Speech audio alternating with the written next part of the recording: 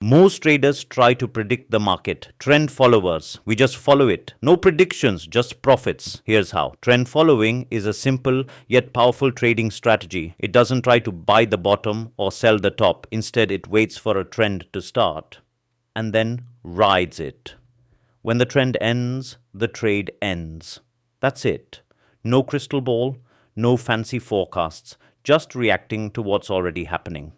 But why do markets trend at all? Because human behavior repeats. Greed, fear, herd mentality, news, events, momentum, institutions piling in. These forces often push prices further than most expect. Trend followers don't care why something is moving. We only care that it is moving and that we're on the right side of it.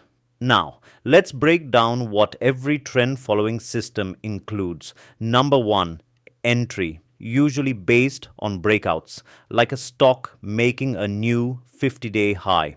Number two, exit, often a trailing stop, like exiting if the price closes below a 20-day low.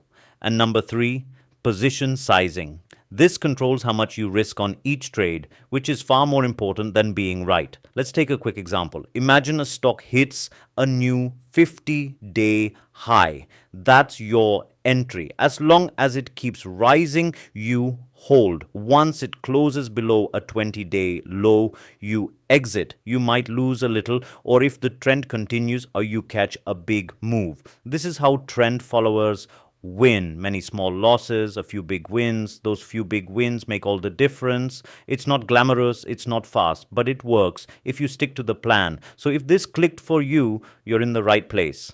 In the next videos, I'll show you how to build your own trend system, find trending stocks, and manage risk like a pro. Subscribe, hit the bell, and join the movement. This is Traders Cafe. And remember, trend followers don't predict, they ride.